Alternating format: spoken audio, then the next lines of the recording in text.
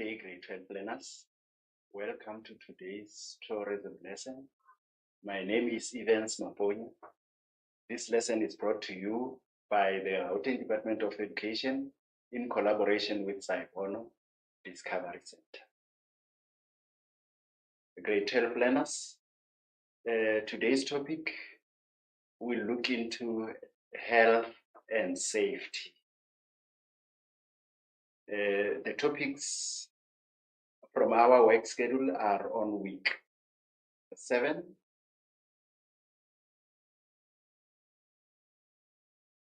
So, as I have alluded to, we are going to be looking at 2 topics, that is health and issues of safety for tourists.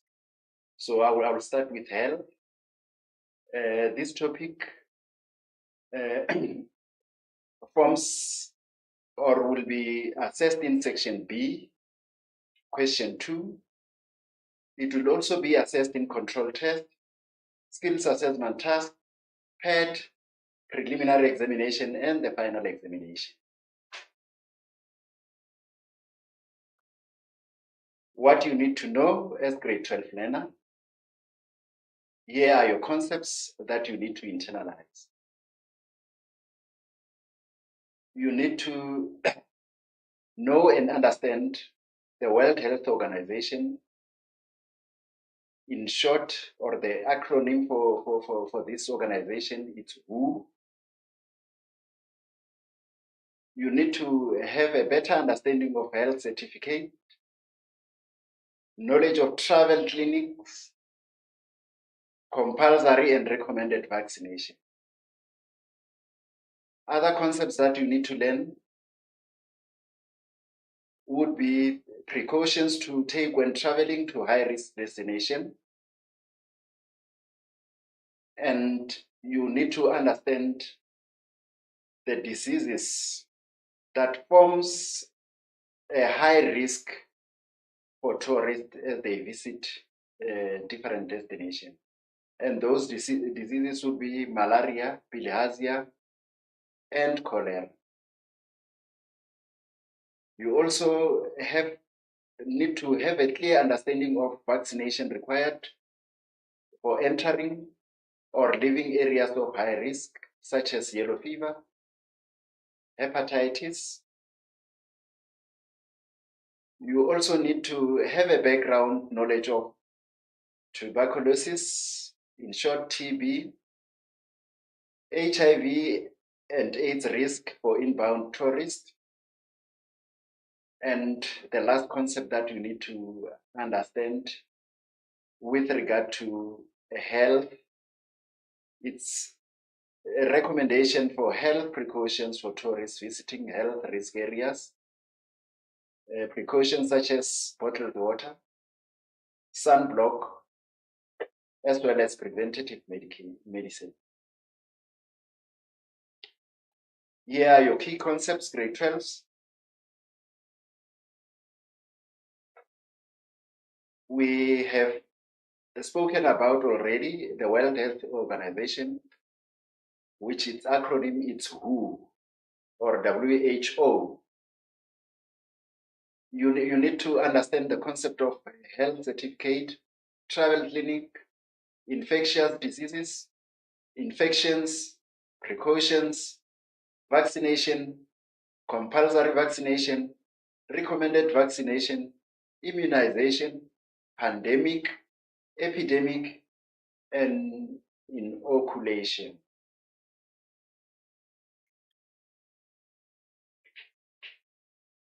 Our topic head would be health.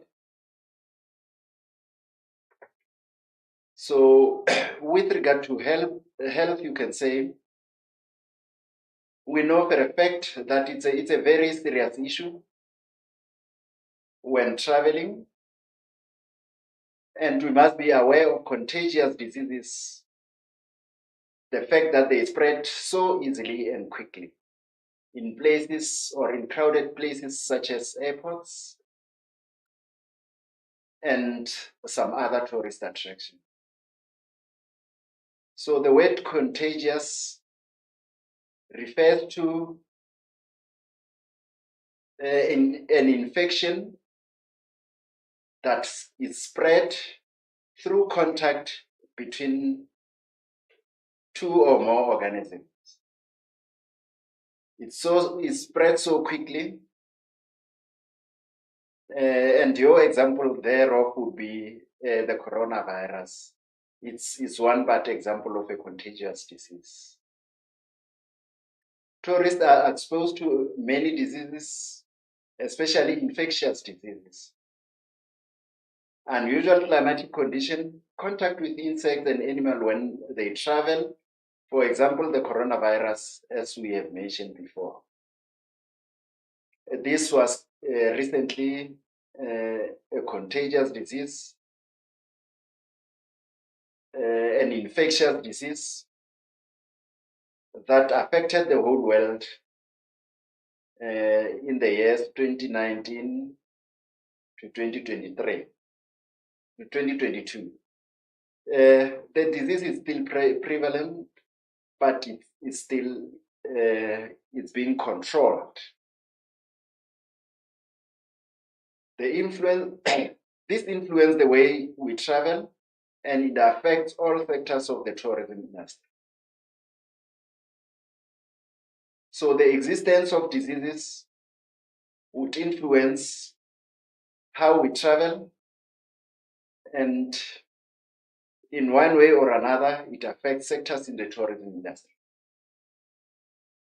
Now, to protect tourist health and reduce the risk of infectious diseases,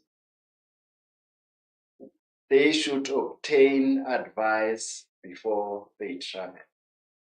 They here referring to tourists.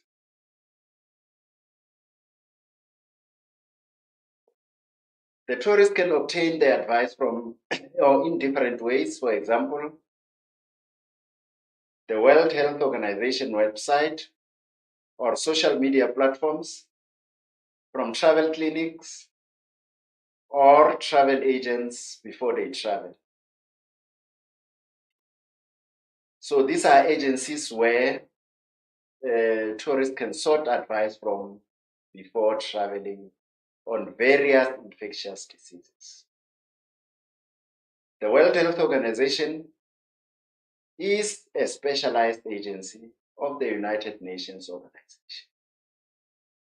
So it's a global organization. Countries of the world subscribe to this organization. The main responsibility of this organization it is to look after international public health issues. They provide leadership in health-related matters worldwide. They lead health research, set norms and standards regarding health matters. The World Health Organization support the affected countries and advise countries on how to prevent diseases. Those are the key responsibilities of the World Health Organization. They take leadership, they set norms and standards, and support the affected areas. So in my explanation, I have emphasized on the key ways that will help you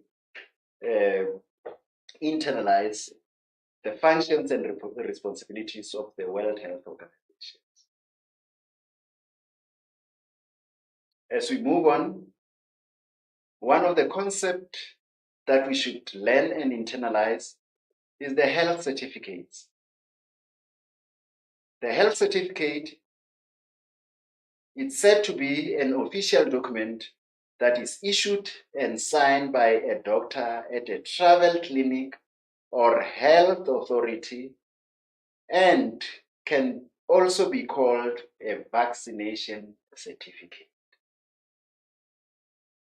So in the place of a health certificate, you can also say a vaccination certificate. It must be signed by the doctor at a travel clinic or health authority, before you travel to particular countries of the world. A health certificate is a document that indicates that treatment for a certain disease has been received by a tourist. So a health certificate is a proof that you have received treatment for certain types of disease before you travel. It is a requirement that when traveling to certain countries, a health certificate must be produced. So certain countries of the world will not allow you in until you produce a health certificate. It can be a requirement when you apply for a visa or travel insurance. It can be depending on the country that you are visiting.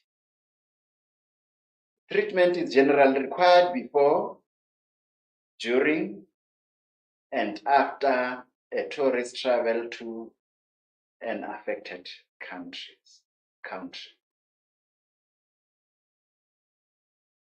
What you have to note here is that you don't do just treatment once. You have to do it before you travel, during the time of your stay at your particular destination. You also have to produce or to get treated for certain diseases. And after a tourist travel to an affected country, on your return home, you also need to take treatment to ensure that you are healthy enough. The next concept for discussion is travel clinics. These are types of clinics that are registered or health facilities worldwide that specialize in international travel healthcare, and they provide up-to-date travel health information and care. So in explaining the travel clinic, you need to make an indication that they are registered, they are health facilities worldwide, and their specialty is on international travel healthcare, and they provide the most recent travel health information and care.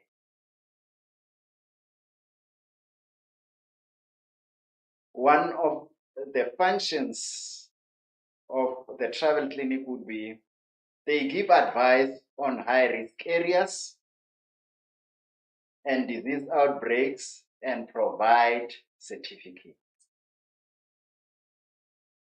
They provide advice as to which diseases are on the outbreak, and they provide certificates. Certificates here is the health certificate that we have just spoken about. They also specialize in infections and illnesses from travel. They specialize in the treatment of different infections, illnesses that are acquired as we move around the world, as we travel. One other important concept is that of vaccinations. Vaccination simply refers to the treatment for preventing a disease and not an injection. So the difference between a vaccine and an injection is that a vaccine treats to prevent a disease, whereas an injection, it's applied already when you have the disease. So vaccination prevents and an injection cures. So here we derive two types of vaccination. The first form of vaccination is a compulsory vaccination. A compulsory vaccination is said to be mandatory. Whether you like it or not, you have to take this type of vaccine. It is mandatory. It is by force that you need to take it, as described by the World Health Organization. An entry into a country may be refused if the tourist cannot provide a health certificate. So compulsory vaccination simply refers to whether you like it or not, you are compelled to take that vaccine before you travel certain destinations. The example given here is yellow fever. It is regarded the only disease that requires a compulsory vaccination when you visit high-risk countries.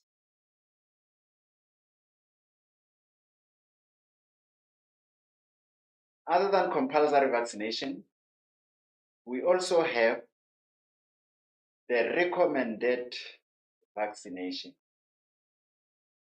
So vaccination can either be compulsory or by recommendation. Now let's look what the recommended vaccinations are. Recommended vaccination are recommended for certain destinations as precaution to safeguard the health of a tourist in a high-risk areas. Recommended vaccination can be against diseases such as typhoid and hepatitis A. So recommended vaccination are not compulsory. It is just a precaution to keep you safe.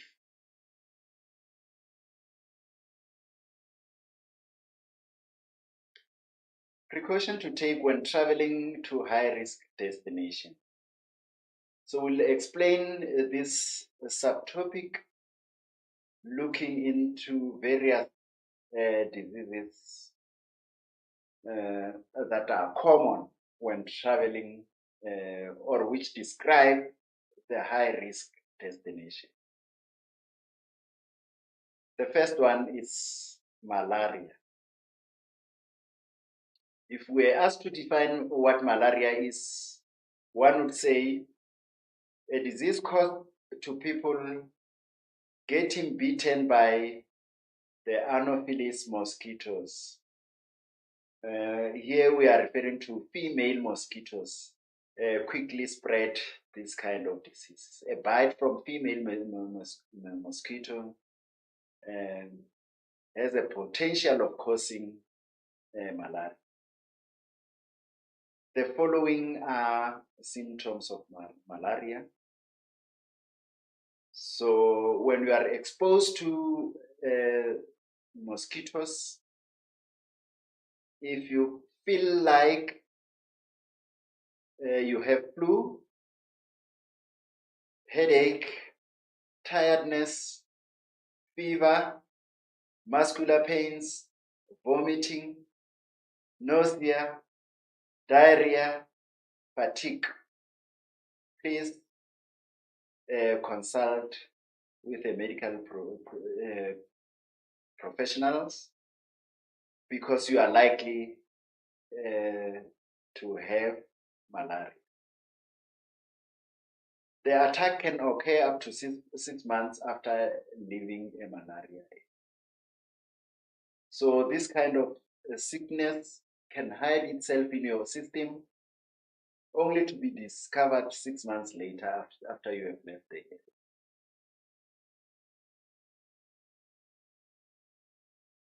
This is a picture of a mosquito for those who don't know it, but it's a common kind of an insect.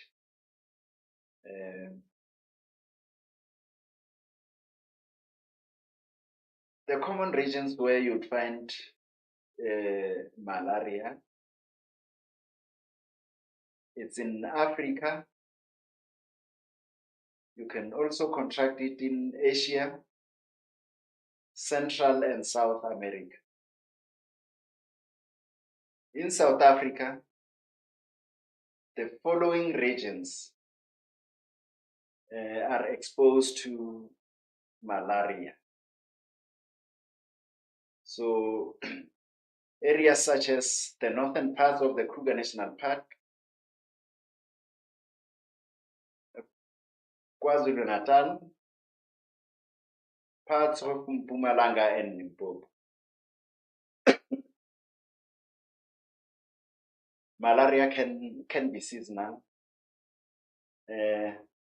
Seasonal here suggests that it takes place mainly during summer when we experience rainfall and the temperatures are too high.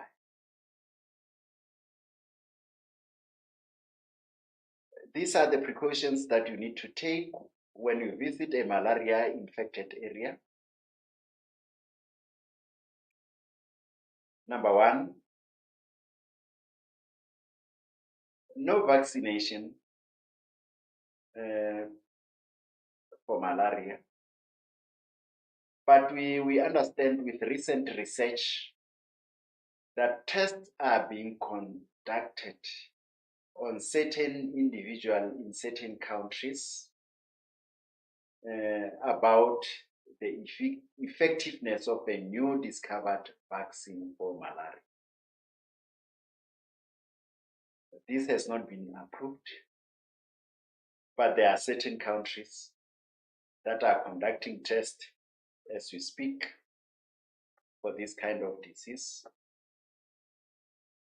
So in future, we can get a vaccination for malaria.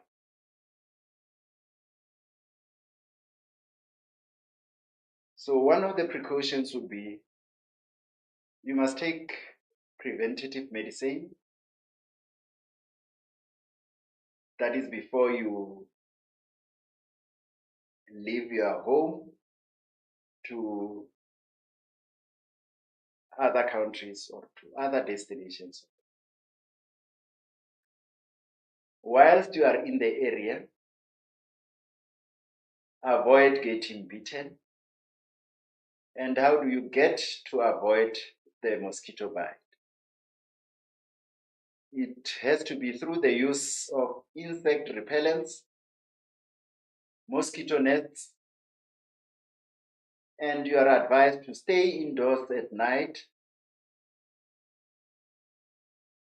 and close windows and doors at night.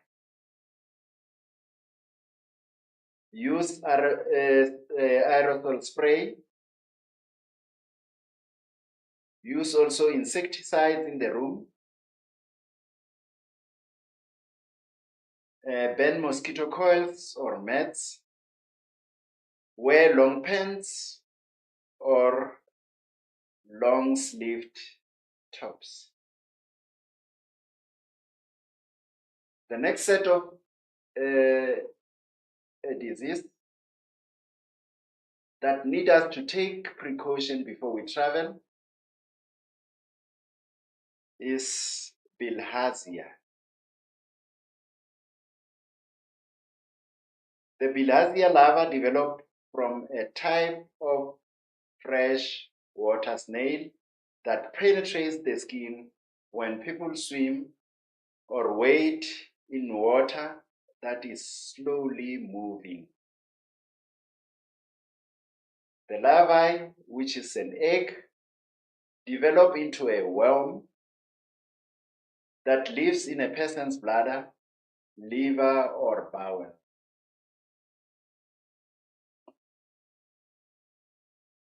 The common areas where you'd find or where you'll be exposed to this kind of disease, it's where you'll find a slow flowing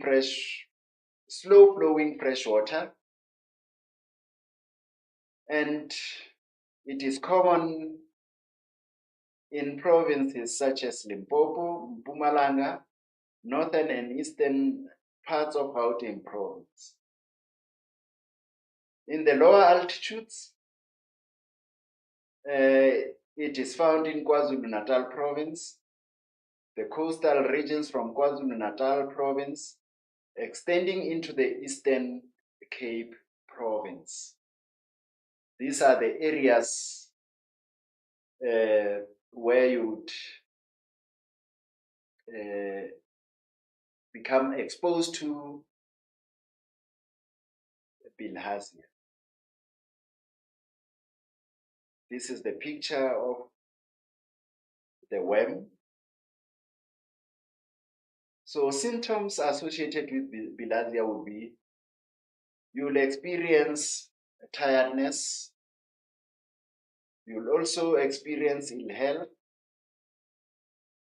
blood in urine, abdominal pain, fever, and diarrhea. Grade 12 learners, as we study the symptoms, one would detect that some of the symptoms for malaria and bilharzia are similar. So what you need to do as you revise, as you study, please look into which symptoms are similar and which symptoms are different from the two kinds of disease. But as we go further, as we look into other diseases, you'll realize that some more or less some of the symptoms are the same.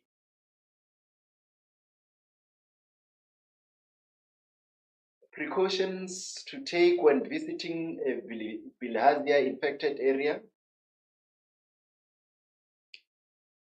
This type of disease has no vaccine, so it is necessary for you to take the following precautions. Avoid contaminated water, slow moving fresh water. This includes swimming, splashing, washing clothes, or drinking water.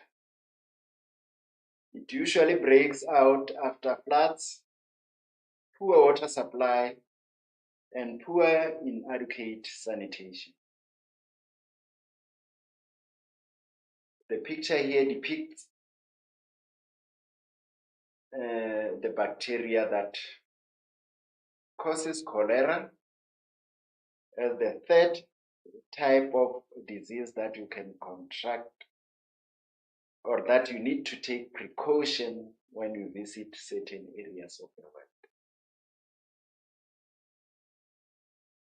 world. Cholera infection spread through contaminated food and water. Contaminated food here, it's in most instances uncovered food, the leftovers that we normally have, if uncovered, can be infected, and that is suspectable of causing cholera. So this is a picture showing the virus that causes the disease. The symptoms would be you will experience prolonged diarrhea followed by severe vomiting.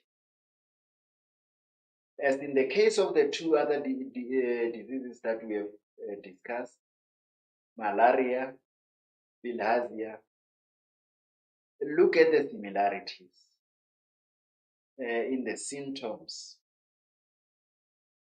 So there is a thin line distinguishing this type of diseases. So what matters is to know the difference in their symptoms. Otherwise, if you focus only on the similarities, you will not understand the difference between the three diseases that we have added to so far. These are the precautions that you need to take when visiting a cholera-infected area. Like the other two, there is no vaccination yet. So you need to avoid contaminated water as well as slow-moving fresh water. You must avoid the following activities in swimming, splashing, washing clothes, or drinking water.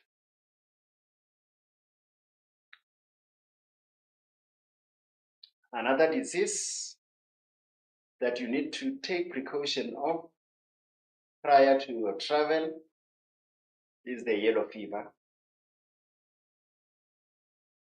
a virus that is spread by the bite of a mosquito. Excuse me. It is difficult to identify, and the doctor needs to do blood tests. So with yellow fever, as opposed to malaria, this can only be detected through blood tests, whereas with malaria, you can simply look at the symptoms that we have discussed. So it is necessary for us, grade 12 learners, to compare the differences and the similarities between the two, the diseases that we have so far discussed. The common regions where you find yellow fever are as highlighted on the two maps. It is found in South America and Africa. South Africa require all travelers from risk countries to provide proof that they had vaccination. So if you were to visit South Africa and you rise from Central Africa at most and Northern South America, you will need to provide a proof of vaccinations. The symptoms of yellow fever, like that of malaria, it's flu-like symptoms, fever, tiredness, joint pains, yellowing of the skin, and the whites of the eyes. So a dissimilar characteristic of yellow fever is that you will develop some yellowing in your skin and as well as in your eyes. So I think this is a big aspect that formulates a difference between yellow fever and malaria. Precautions to take when visiting a yellow fever infected area.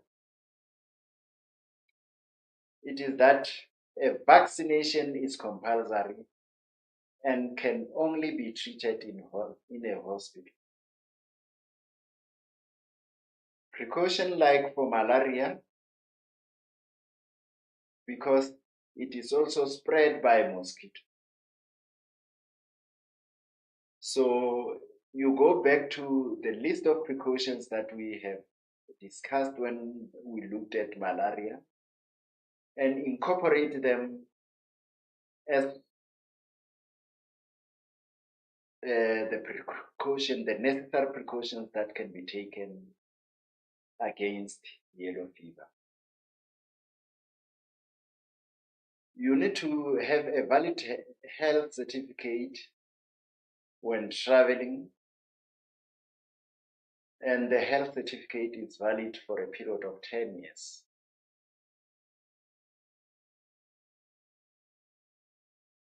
The next disease, it's hepatitis A and B. So this kind of a disease has two categories in A and B. This is a viral disease related to the liver. Hepatitis A, viral infection transmitted through contaminated food and water. And this refers back to refers us back to bilharzia. So water, it's a very important aspect for these diseases, because with malaria, mosquito would usually prefer swampy areas, and after it does happens after heavy rainfall. Cholera, it's a waterborne disease as well. Bilharzia, waterborne. So is hepatitis A and B. Hepatitis B, viral infection contacted through body fluids. So body fluids here, you would refer to fluids such as saliva, blood.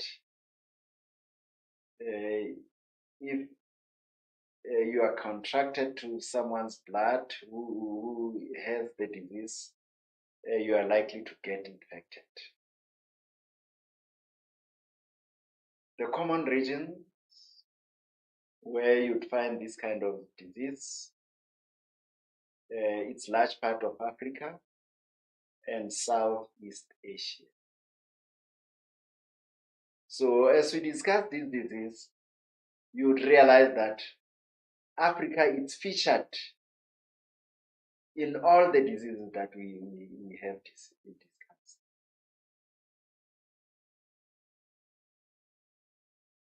Symptoms of yellow fever. You can experience fever, stomach pains, tiredness, joint pains, yellowing of the skin, and the whites of the eyes.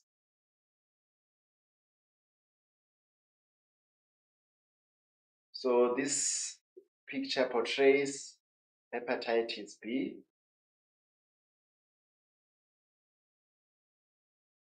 Precautions to take when visiting infected hepatitis A and B, infected areas.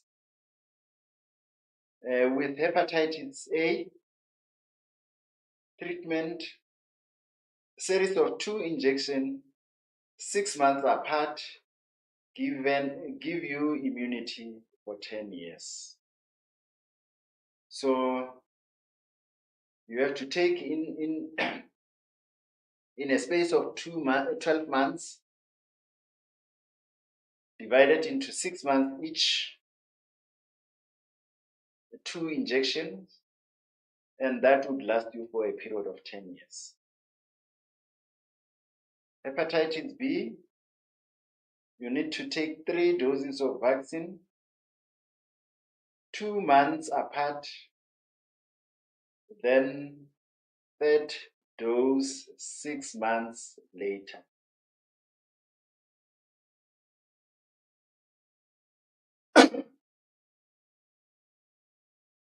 Excuse me. TB and HIV/AIDS risk for inbound tourists. TB and HIV/AIDS risk for inbound tourists. Inbound tourists are at a risk of contracting TB and HIV/AIDS when they enter into a country.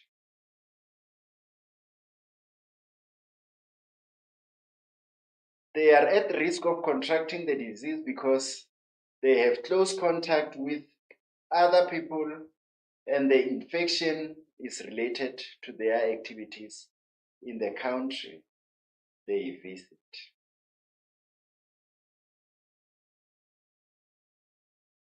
Tourists sometimes participate in more risky behavior than they would when they are at their respective home.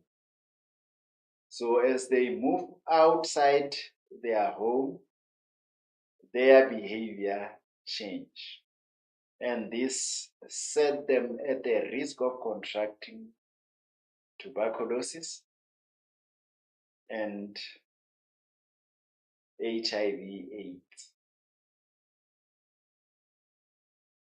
If they have enough information regarding these diseases before they travel, they can adjust their behavior accordingly. So it is important for tourists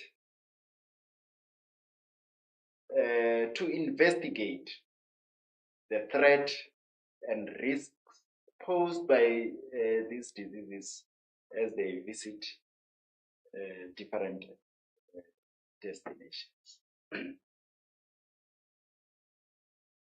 TB and HIV/AIDS risk for inbound.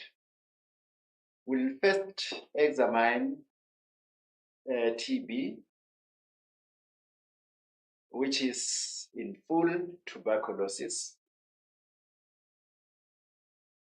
Tuberculosis seems to have created a global problem, more especially in underdeveloped countries that were declared by WHO as a global emergency. The picture down here shows a bacteria that causes TB. What is it? It is an infectious bacterial disease of the lung. So the part of the body that is infected here are the lungs. The areas or danger areas, it is spread by breathing in airborne bacteria when in the company of people with active TB. So when you breathe in an airborne bacteria, during the company of people with the disease, you are likely to have the disease as well. Chances are low to get it, but be aware of crowded spaces and poor ventilated areas. So in order for you to be safe from TB, you need to avoid crowded areas and areas that air circulation it's not easy. symptoms of TB, the body can control the bacteria, or the body cannot control the bacteria or be infected. How to avoid it, or precautions that you can take. It is preventable in South Africa. It can be cured, but they should be, or tourists should be treated for at least 6 months. So the treatment for this kind of disease lasts for a period of 6 months.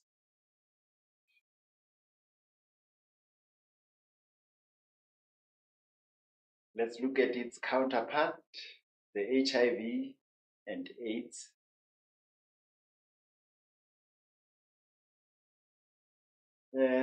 You can contract the virus through contaminated blood, body fluids, syringes, and needles.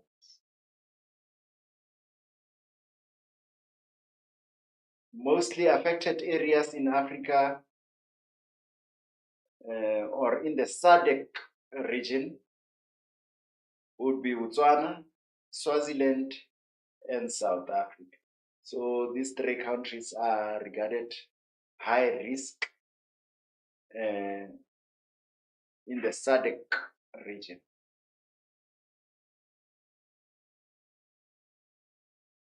How do you detect it? The symptoms, it can start with flu-like symptoms. There is no vaccination, so it cannot be prevented.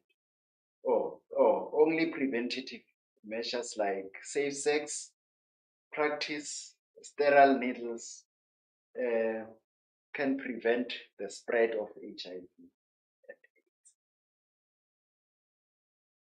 Health precautions for tourists visiting health risk areas or areas mostly affected by HIV and AIDS is that medical arrangement tourists take before they depart, which will help them to stay safe at their destination. So you need to take medical arrangement to stay healthy whenever you visit areas that are affected by all the diseases that we have discussed. So here are your precautions. The first and most important precaution that you need to take is that of bottled water. The safety of water is very important during travels. Many travelers get sick because of contaminated water. If I want to take you back to the diseases that we have been discussing throughout the lesson, you would realize that it's only HIV and TB where water is not such a serious issue. Precautions that you need to take when in a risk area: you must drink bottled water. Bottled water should be sealed at all times. Use bottled water to brush your teeth. Keep open wounds covered. Avoid ice cubes from tap water. Rinse fruit and veggies with bottled water or peel them before you eat them. Make coffee or tea with bottled water.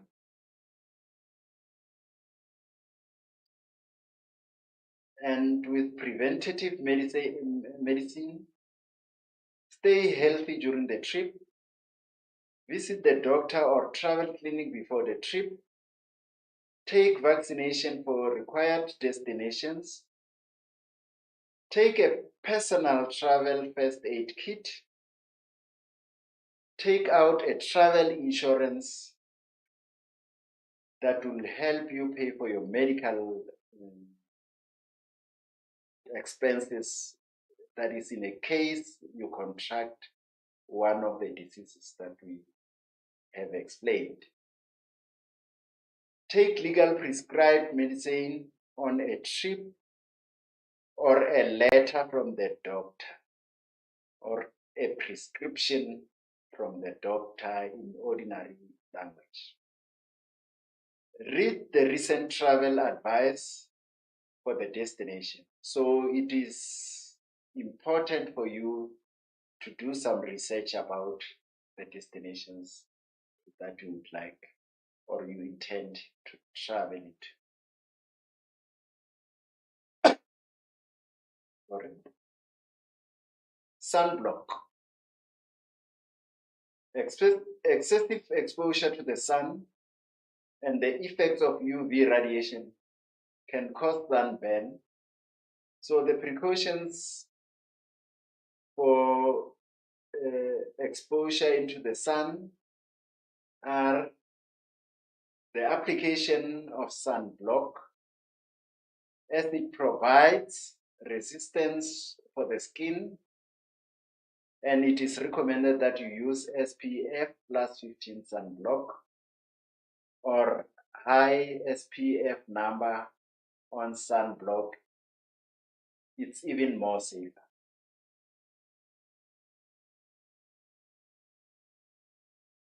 Do not be in the sun between 10 and 1600 hours. Apply and reapply the sunblock regularly. Use waterproof sunblock because water and snow reflect the sun rays. Wear clothes that cover your arms and legs.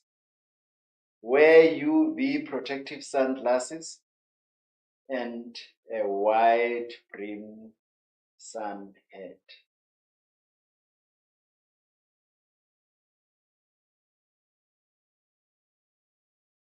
And this completes a discussion of our first topic,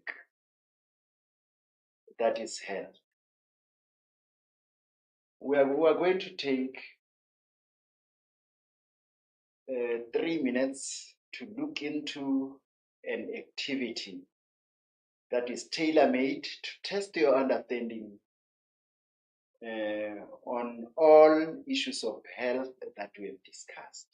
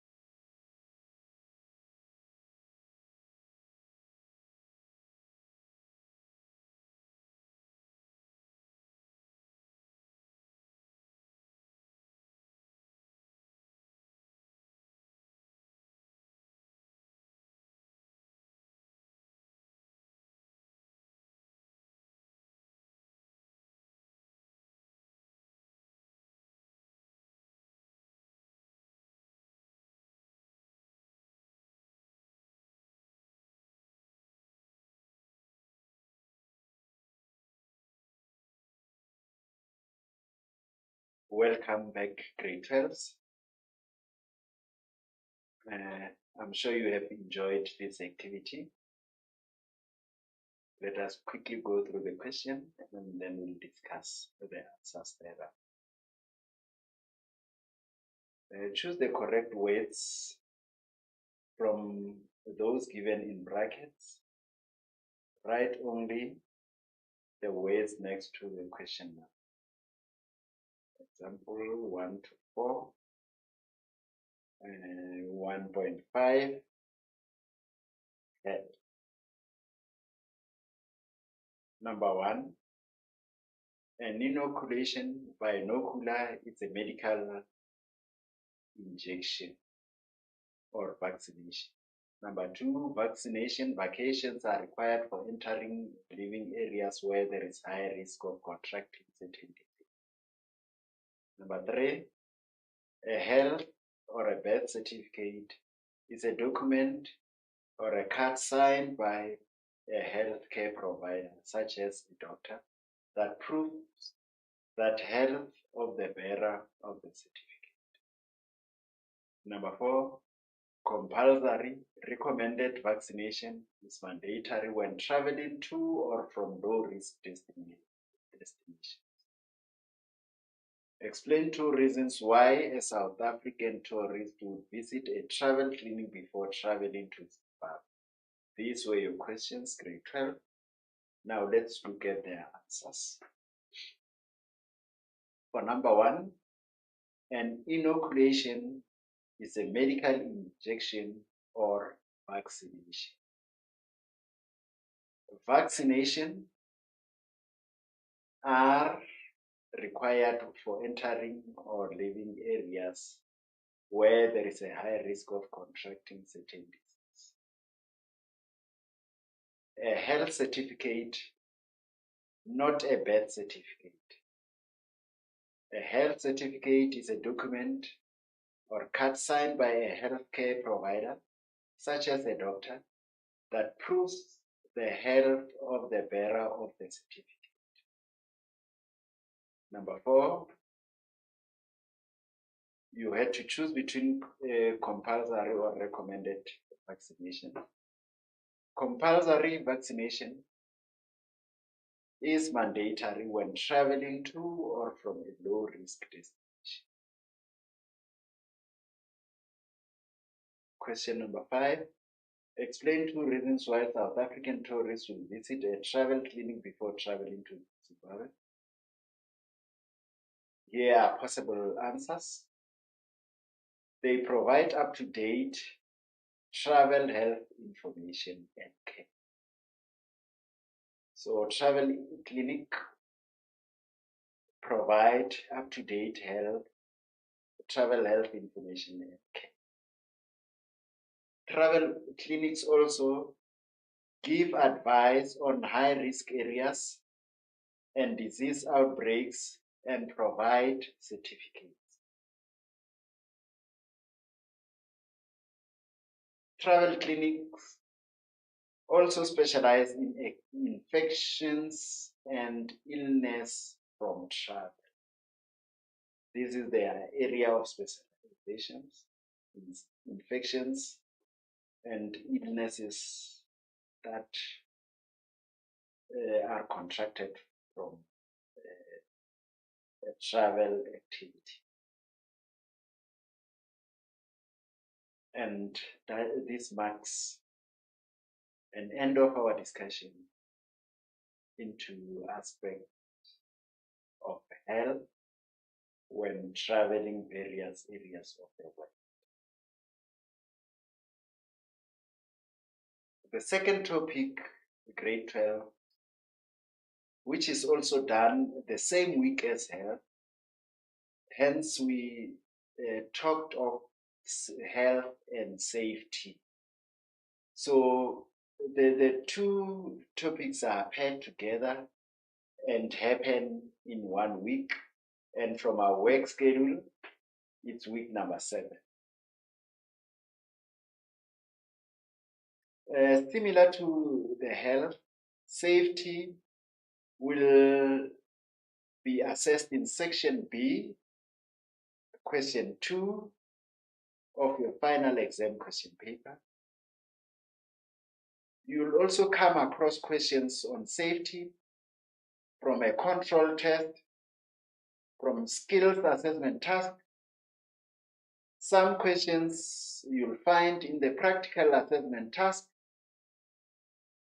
and some will be asked in the preliminary examination as well as in the final examination. So in these discussions on safety, we are going to arm you that when you come across questions in these different assessments that we have talked to, you'll be in a position to confidently answer the questions set. This is what you need to know as a grade 12 learner. Number 1, reason why the safety of tourists in South Africa is important. Number 2, the general safety precautions for tourists in car, in public areas, in streets, in hotel rooms, at the airport, and after dark. These are instances where we should advise the tourists on what precautions to take if in one or two of the particular situations that we have just mentioned. As we move further, let us examine the reason why the safety of a tourist in South Africa is important. That was bullet number 1 of what you need to know. If tourists are not safe in a country, it leads to far-reaching consequences for tourism industry in the country. And if I were to mention examples of such consequences, I will speak of a decrease in the GDP, low income, job losses, because tourists bring money in the country. So for certain activities to happen, for certain economic activities to roll in the country, it is required of us to make sure that we protect and make the tourists feel as safe as possible. It also influences the tourism industry of other countries. So if they are not safe in South Africa, remember in certain situations, the travel arrangements are packaged. For an international tourist to visit South Africa, they may want to proceed to visit other SADC countries like Zimbabwe, Swaziland, Lesotho after their stay in South Africa. So if South Africa is not safe, then it will mean a loss for other SADC countries because if they see South Africa as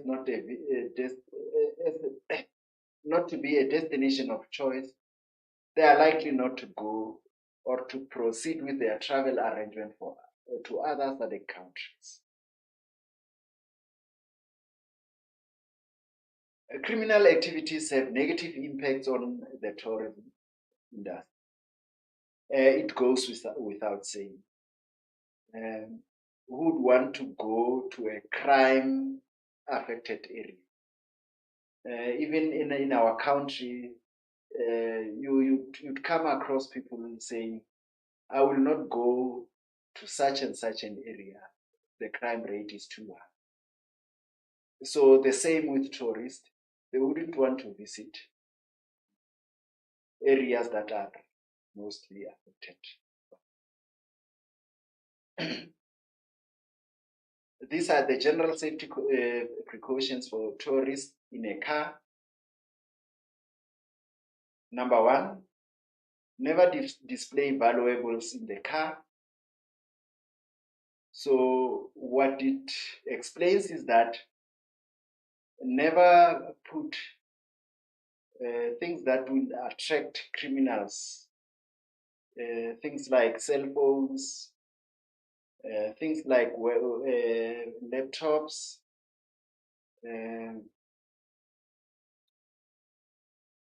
things valuable such as watches, necklaces. They should not be displayed. They should not be easily seen by tourists when they are in the car. The second safety precaution for tourists is that you need to lock your valuables in the boot, because it's not easy for a criminal to access the boot of the car if locked. So things that you regard most important, always lock them in the boot of the car.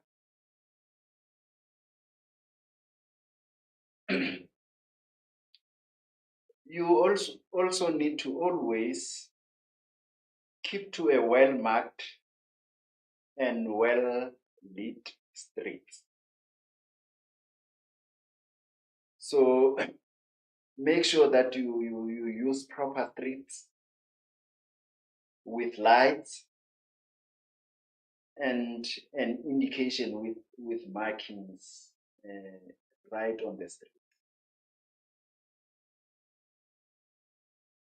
The next safety precaution for tourists in the car is that tourists must ensure that their cell phone are fully charged before leaving. Ensure that your cell phone is fully charged before leaving. The disadvantage is that if it's not fully charged, you may not find help if you're cornered. You are not able to phone because your battery is dead. And charging a phone inside the car will clash with bullet number 1, which says never display valuables in the car. So if you charge it inside the car, it means it might as well be seen by those criminals that are ready to pounce on. One of the safety precautions also regarding the cell phone is that do not use the cell phone whilst driving. Rather use a hands-free kit. A hands-free kit, you can connect your car speakers to your car radio via Bluetooth, so that you listen all your conversations from the speakers or from the radio of your car. Do not stop to eat, rest or relieve yourself by the roadside. So these are the don'ts. If you are hungry, dash to the nearest place that is safe to eat. Do not rest by the roadside, and use proper bathrooms when you feel like you want to relieve yourself. Don't stop by the roadside to relieve yourself.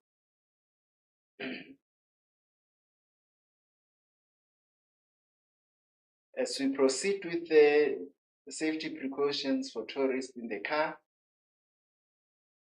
You are advised to drive within the speed limit of the road. So stick to the speed limit. If 60, drive at a speed of 60. And if it's 100, try to stick to the speed limit. Also, do not pick up hitchhikers or give lifts to strangers. So you are not sure who is a criminal and who is a saint. Be on the lookout for people on bridges who may throw objects at people that pass underneath the bridge. So always drive with your eyes open and be vigilant on the road. Just be observant and be on the lookout, because the bridges are a common spot where criminals hide and try to make the place unsafe for tourists. You are also advised not to stop if rocks or logs are placed across the road. Turn around and follow another route. So you are discouraged from stopping and trying to remove the rocks that blocks the road to proceed with your journey. Rather, turn around and follow another route, a safe route.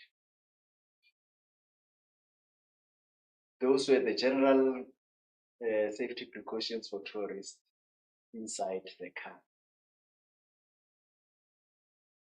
The other safety precautions that tourists must heed to is when they are in public areas or on the street.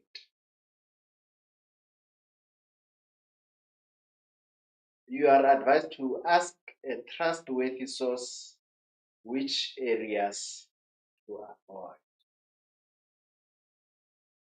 So, of the sources, please subscribe to those universally renowned sources, those that are known by everybody to provide advice. Look for such sources for information. If I were to cite an example, I will refer you to a source like TripAdvisor. I will refer you to the police authority in that area. They are also a trustworthy source to give you information. The second precaution when you are in a public area or in a street, you are advised not to wear visible jewelry.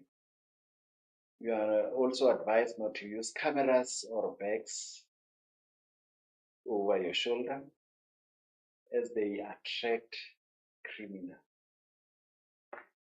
So whenever the criminal sees expensive jewelries, if they see you hanging a camera or a bag over your shoulder, they are likely to attack. Keep a cell phone and wallets tucked away, not in back pockets of your jeep. So you need to put them in a hiding place where they are not exposed to this criminal. try to avoid carrying large sums of cash.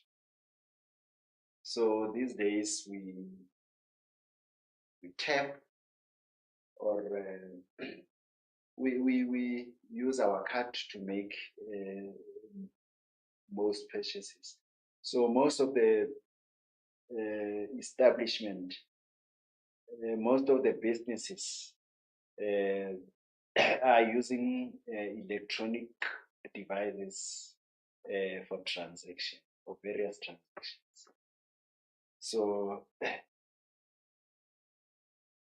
yeah, taking with you a lot of cash could disadvantage you in so many ways. Um, the bullet doesn't say you mustn't keep cash, but keep as little cash for smaller things and purchases like transportation when you use public transport from one point to another. But with recent technology, some of the public transportation would use an electronic form of payment where they use cards and other stuff. So you are discouraged from carrying large amounts of cash. Stay away from places which are remote with few people. You are also advised to be alert when using an ATM. Never accept help from strangers. As we move on, report stolen or lost bank cards immediately. Keep PIN numbers secure. And when you are at the restaurant, ask the waiter to bring a portable card machine to the table. General safety precaution for tourists in public areas and streets. As we continue with the discussion, do not accept or carry packages for strangers. Respect the cultural protocols of the local community. So try to find the cultural behaviors of the destination that you have visited. Try to learn about their culture and respect for those. Be careful when getting off from public transport and getting out of lifts. So those are hotspots for criminal activity. Be aware of any car that might be following you. So as you move around, as you travel around, if you are suspicious a car is following you, please be on the look and take the necessary steps. The necessary steps would be driving to the nearest police station, driving to where there are a lot of people that could help you avoid being attacked. If possible, you are advised to ask direction from people with children, public shop, or petrol station. So don't ask direction from anyone you come across the street. So it's safe to ask from people in the company of children, from a public shop or a petrol station. The last but one bullet, avoid contact with people that would like to sell items at a cheap prices. So some of the criminals, when they want to lure you into their activity, they reduce their prices unbelievably so that they can rob you. Avoid contact with people that would like to sell items at cheap prices. Oh, we've just explained that. Do not accept lift from strangers. So rather use public transport recognized public transport as opposed to getting lifts from people that you don't.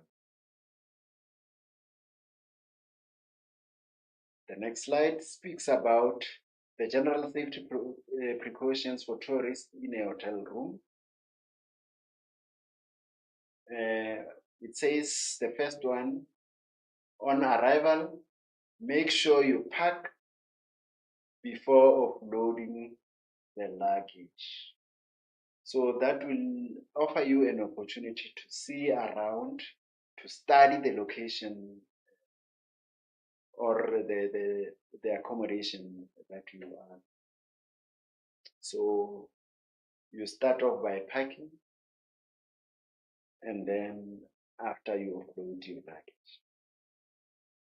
Keep the luggage within your sight all the time. So make sure that you see your luggages at all times. Take responsibility of valuables by carrying it yourself. So don't rely on other people to carry your luggages, because they may decide to run away with your bags. Lock up valuables in the safe at the reception or the safe in the room.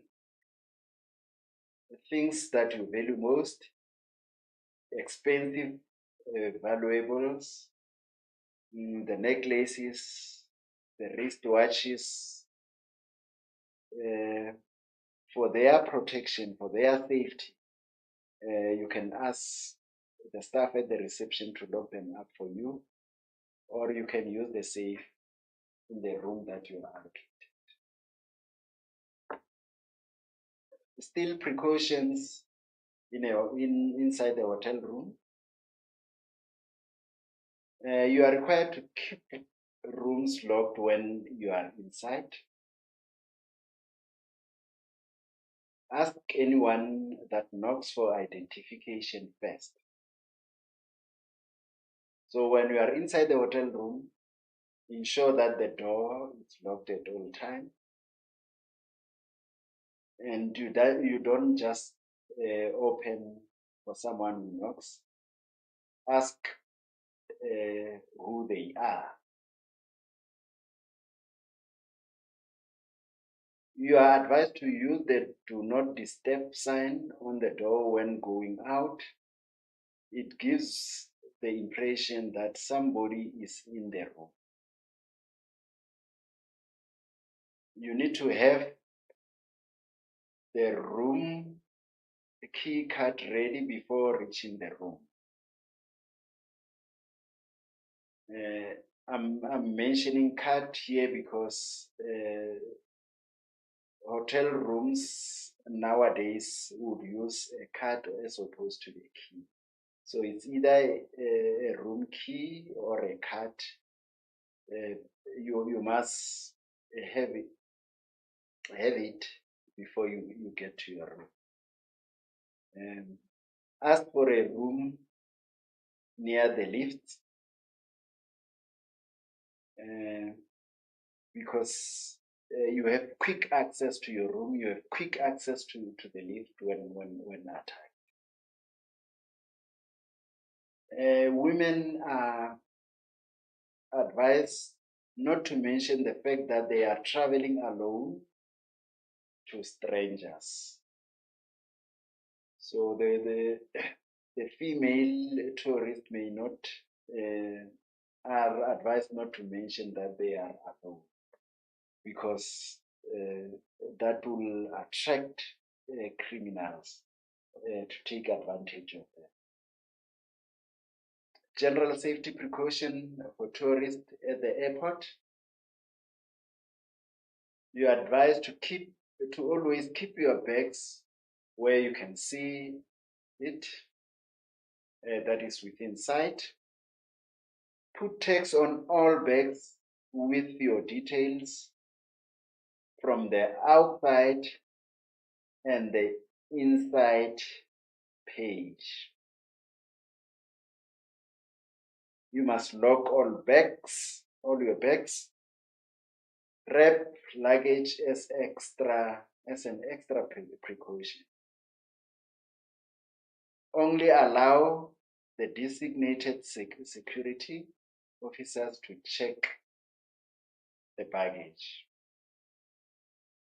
So designated security officers are officers allocated to do their function. So you'll see through their dress code at an airport of your destination. You'll be able to identify them. Not just any security that will come. General safety precautions for tourists at the airport as we continue. Never leave any baggage with strangers. Do not agree to look after someone else's baggage. Be alert always. If feeling uncomfortable around people, move away from them.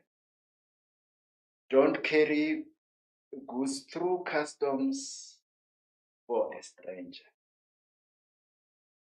Only use recognizable tourism transport or registered taxis for the airport of your destination, to your destination.